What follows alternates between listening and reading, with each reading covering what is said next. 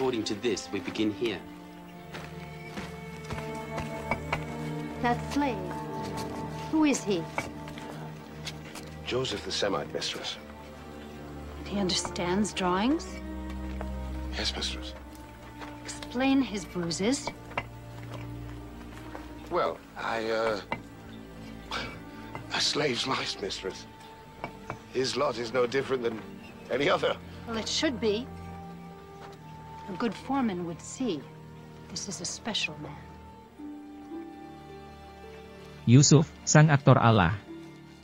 Halo sahabat-sahabatku yang terkasih dalam Kristus. Semoga dalam keadaan sehat. Kali ini kita akan membahas Yusuf anak dari Israel, atau Yakub. Sebelum ke pembahasan, mari kita telusuri siapa saja anak-anak Yakub sang bapak Israel itu. Yakub memiliki 12 anak yang kelak disebut 12 suku cikal bakal pendiri bangsa Israel. Ada 6 anak dari Lea, yaitu Ruben, Simeon, Lewi, Yehuda, Isahar dan Zebulon. Dari Rahel 2 anak, yaitu Yusuf dan Benyamin. Dari Bilha 2 anak, yaitu Dan serta Naftali. Sedangkan dari Zilpa 2 anak juga, yaitu Gad dan Asher. Jadi totalnya ada 12. Kita tidak akan membahas seluruhnya, tapi kita akan membahas Yusuf. Selanjutnya ayo kita cari apa alasan mengapa Yusuf mengambil peran penting dari rencana Allah pada masa itu.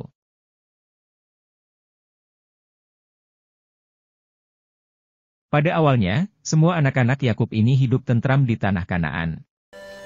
Artinya, tidak ada musuh, wabah penyakit, ataupun bencana alam. Semuanya tenang dan damai. Tiba-tiba suatu keadaan berubah, ketika Yakub terlihat begitu menyayangi Yusuf, dibandingkan anak-anaknya yang lain. Padahal, itu hanya karena Yusuf dilahirkan di masa Yakub sudah tua. Saudara-saudaranya merasa cemburu.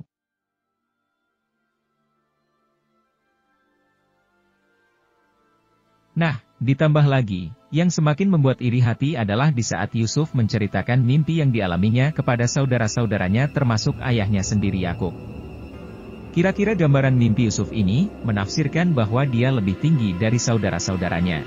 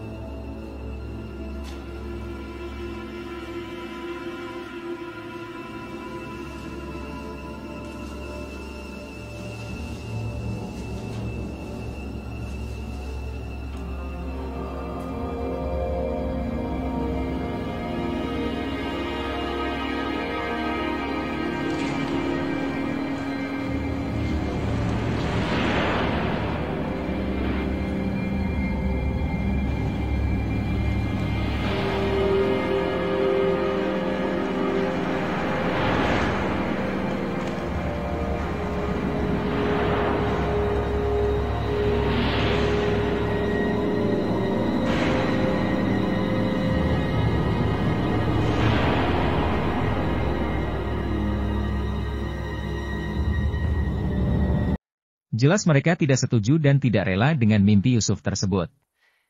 Bahkan ayahnya sendiri pun, Yakub terheran mendengarnya. Nah, sahabat-sahabatku yang terkasih dalam Kristus, di sini sebenarnya Allah sudah merencanakan sesuatu untuk menjadikan Yusuf sebagai aktor di masa depan keluarga Yakub.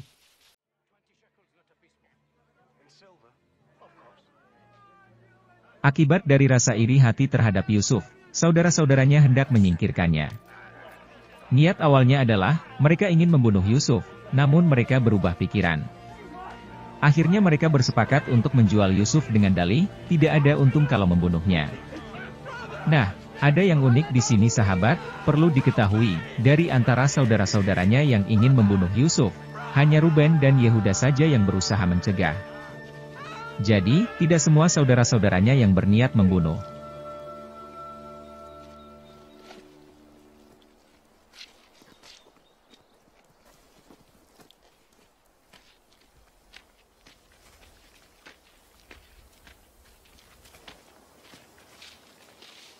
Selang beberapa waktu kemudian, setelah waktu itu Yusuf dijual kepada seseorang, berpindah tangan, hingga dia tiba di Mesir. Ternyata, proses human trafficking Yusuf ini, jatuh ke tangan seorang petinggi istana Firaun bernama Potifar. What? Surely you remember, Master. He speaks incessantly of his God. I'd be careful if I were you. You worship as you like in Canaan, but in Egypt, only Pharaoh, son of Ra, is God. Is this insolence, boy? Selama bersama Potifar, nasibnya tidak begitu buruk, malah dia menjadi orang yang sangat dipercayai. Yusuf diberikan kuasa atas rumahnya dan segala miliknya. Sehingga Tuhan pun memberkati Potifar atas kebaikannya.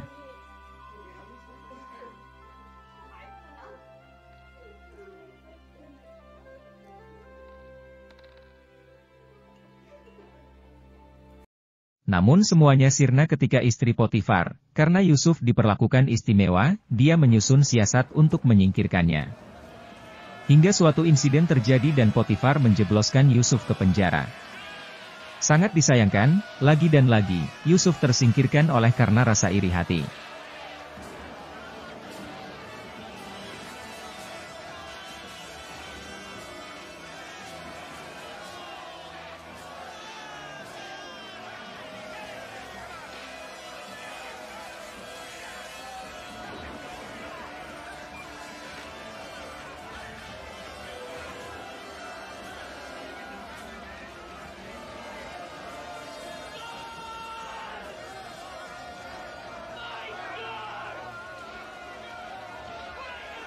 Namun jangan sedih dulu, justru penjara itu sebagai titik awal yang akan mempertemukan Yusuf dengan Firaun. Kok bisa?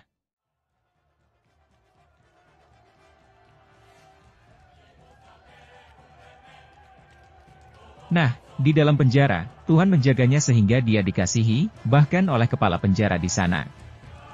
Beberapa waktu kemudian, masuklah napi lain yang juga ditahan bersama Yusuf. Ternyata, mereka adalah orang penting dari istana kerajaan, yaitu juru minuman dan roti dari sang raja Firaun.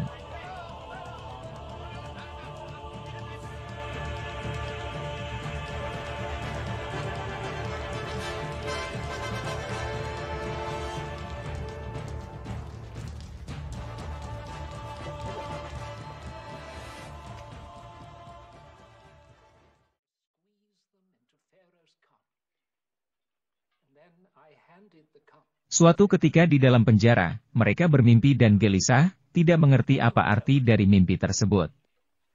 Lalu Yusuf datang dan bertanya, mereka pun menceritakan kepadanya mimpi tersebut. The 3 branches are 3 days. In another 3 days the Pharaoh will lift up your head and restore you to your position. Then you will hand the Pharaoh his cup as you have always done.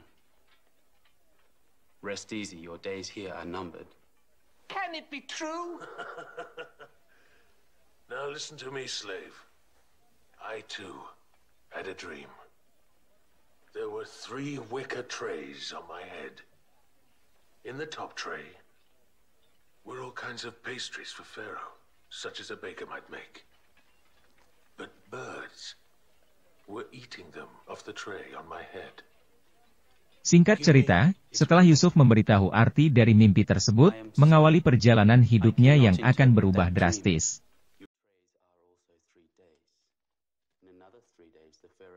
Sampailah kabar ke telinga Firaun, bahwa Yusuf mampu menafsirkan arti mimpi. Yang mana suatu saat nanti, Firaun juga akan mengalami mimpi yang membuat hatinya gelisah.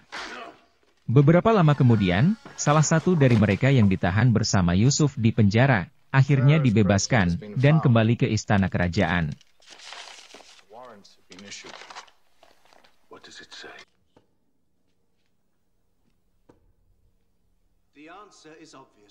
Firaun mengalami mimpi yang mana dari semua ahli di Mesir, tidak ada satupun yang tahu arti dari mimpi sang raja. Berkat dari informasi atas orang yang pernah bersama Yusuf di penjara, tersiarlah bahwa Yusuf mampu menafsirkan mimpi. Maka, Yusuf dipanggil ke istana kerajaan, untuk membantu Firaun yang sedang gelisah atas mimpi yang dialaminya. Disinilah, Yusuf dituntun oleh Tuhan, dan Firaun mengakui bahwa Tuhan benar-benar menyertai Yusuf. Atas jasanya terhadap Firaun, Yusuf diangkat menjadi orang besar di Mesir. Bahkan Firaun memberikan cincin kebesarannya kepada Yusuf.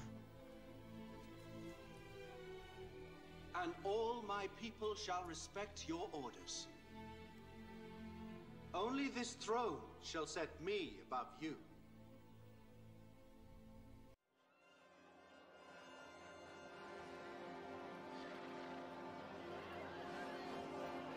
Waktu terus berjalan, hingga terjadilah peristiwa kelaparan yang melanda seluruh negeri di bumi. Termasuk juga tanah Kanaan, kampung halaman Yusuf. Firaun telah memberikan kekuasaan dan kepercayaannya kepada Yusuf atas tragedi kelaparan yang terjadi. Alhasil, berkat campur tangan Tuhan, Yusuf berhasil menanganinya dengan baik.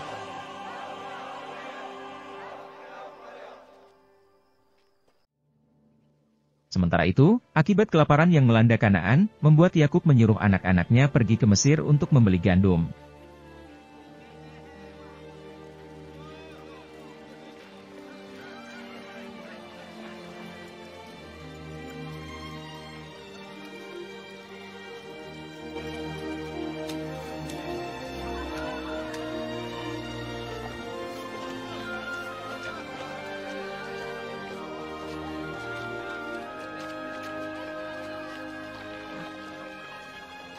Nah, sahabat-sahabat yang terkasih, disinilah momen yang amat mengharukan. Di mana bertemunya kembali Yusuf dengan saudara-saudaranya yang telah menjualnya.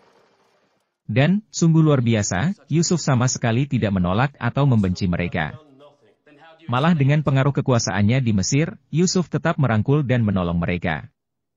Dikisahkan juga, Yusuf membawa ayahnya Yakub, serta saudara-saudaranya itu kepada Firaun. Dan Firaun memberikan pelayanan terbaik kepada mereka, selama tinggal di Mesir.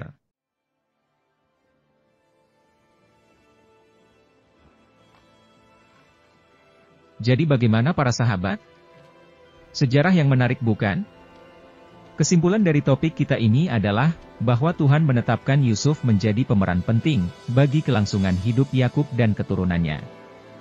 Semoga kita dapat mengambil makna dan pesan dari kisah Yusuf ini. Mohon doa dan dukungannya. Sampai ketemu di pembahasan selanjutnya. Tetap semangat, dan salam damai Kristus. Terima kasih.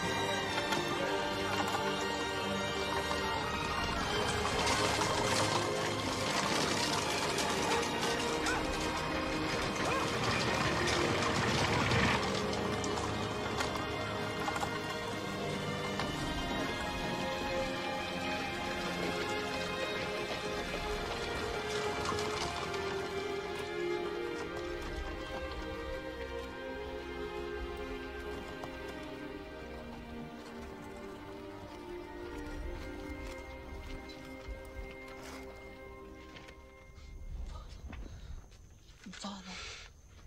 Truly, this is my Joseph, my son, my son.